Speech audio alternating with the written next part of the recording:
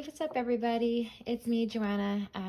Thanks for watching. I am working on a few journals and I am going to add a plate here that says Revelation. I've already made one. I don't know if you can see. There we go. And so I thought I would go ahead and record and show you how I do my metal stamping. I'm actually kind of somewhat new to it still. But I will go ahead and offer my tips and tricks and go from there. I have a sandbag underneath this steel block, and the sandbag just kind of helps with sound and with providing a strong foundation to work on. From here, this is a certain kind of tape that has measurements and gives a good guide for balance and for evenness. Excuse me here, I'm going to stand real quick to see if I can get this accurate. Now I think I want to use the red marking as my center. So I'm going to see if I can figure out what makes most sense here. There. That looks good. So I'll use this point here as my center. Okay, and then I also have this other type of tape, which is much more sticky. This tape here is more for just a guide, and this here is to prevent the metal from sliding around. Okay. Get this all set up here. All right. Now, do you have to use all these different types of tapes? Probably not, but like I said, I'm a beginner, and I think it's best to just kind of prepare and give yourself the best opportunity to succeed. All right, now with stamping, you would be surprised that you would spell something as easy as Revelation incorrectly. I like to spell it out, and that way I know where my center points are. So in this case, I'm going to work from the center out. That way I'm working from the center out, and that I know that my spacing on my metal will be accurate, and that I'll have, I'll have the ability to write the entire word and not run out of space. So in this case, it's 1, 2, 3, 4, 5, 6, 7, 8, 9, 10 letters. So these 2 letters here will be my center, leaving 1, 2, 3, 4 on the left, 1, 2, 3, 4 on the right. So I'm going to start with the L and the A as my center points. I don't know if you can see, but on my right side, I have my stamps already set out. I'm using the Urban Beater metal stamps. I absolutely love this company. It's very pricey, but I really enjoy all the different styles that they have. So in this case, I've already pulled out all of my letters that I need to write this word, and I have them in order, and we'll go ahead and start from the L and the A. And I'm going to put this here where I can keep an eye on the spelling. All right, so starting with the L and the A. Okay, here we go. Wish me luck. Like I said, I'm not great at stamping, but I think this is going to be a really great element to the design. Hopefully I don't knock the camera, so bear with me here.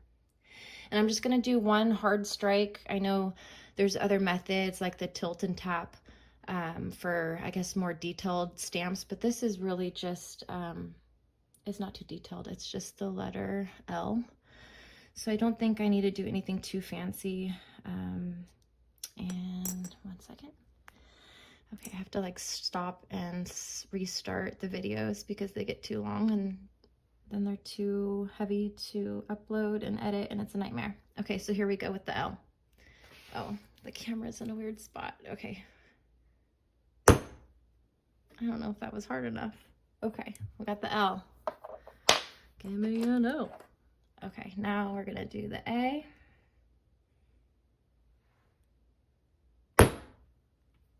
A.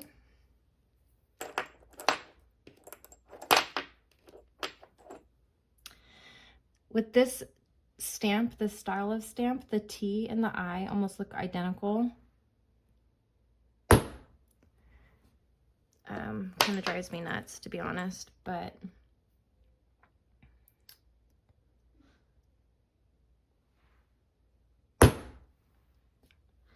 I do think it's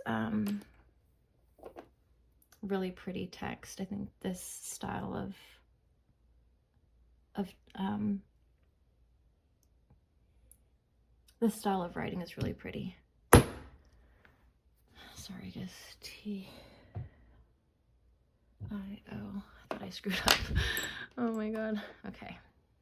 Talking and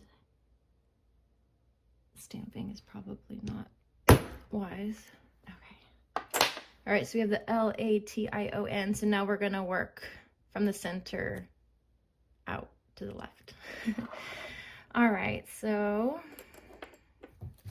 I kind of mixed, and I like to keep the letters facing where I can see so I know exactly what I'm working with.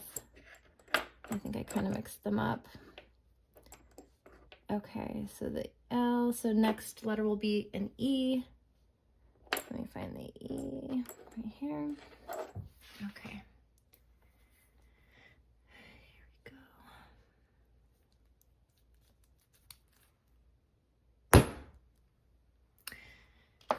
And as you can see, it's not like perfectly straight, perfectly aligned, which is kind of ridiculous because I have all this tape and things. You'd think that I would be able to do it, but just like anything else, hand stamping, you just need to practice it, and you'll get the feel of your stamps and of your hammer and, you know, of the equipment, and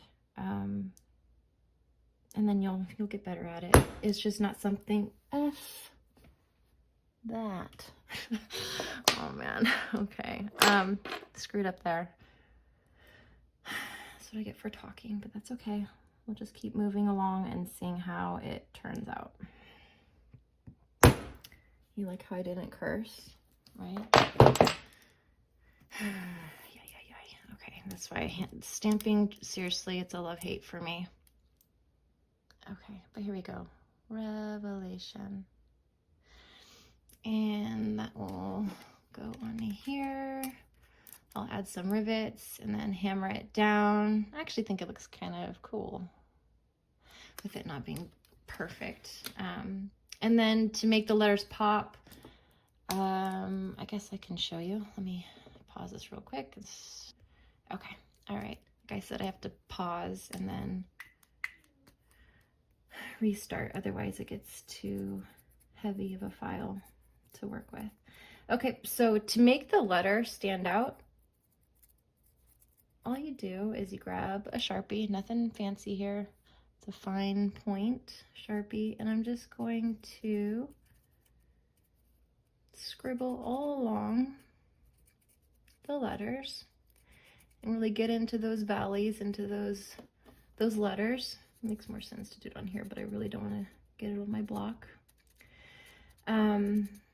But yeah, kind of put some pressure and really get into those crevices. Okay, that looks pretty good. All right, so yeah, doesn't look like much. And then you take just a paper towel and you just kind of start rubbing away.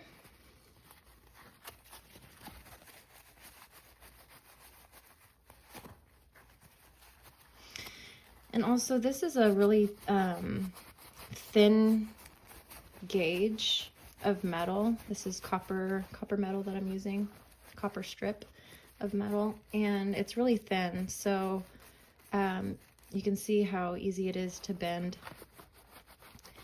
And depending on the amount of force that you use when you're stamping, it can cause the metal to expand. Here, I guess this one would be a good example. You see how it's kind of like bent a little bit. And anyway, so it's something to keep in mind when you're stamping, just depending on the metals that you're using. And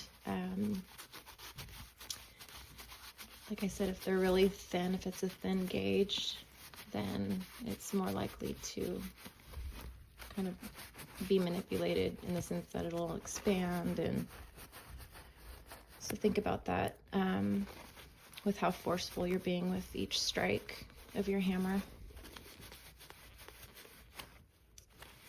Okay, you kind of get the idea here. So anyway, it helps the letters stand out. I guess I can show you that. See? All right, cool. So that will go onto here. I'm gonna rivet it down, and I don't know what else I'm gonna add to this design, but it's gonna be cool. I hope you stick around and yeah, see what the final turnout's gonna be. All right, bye, see ya.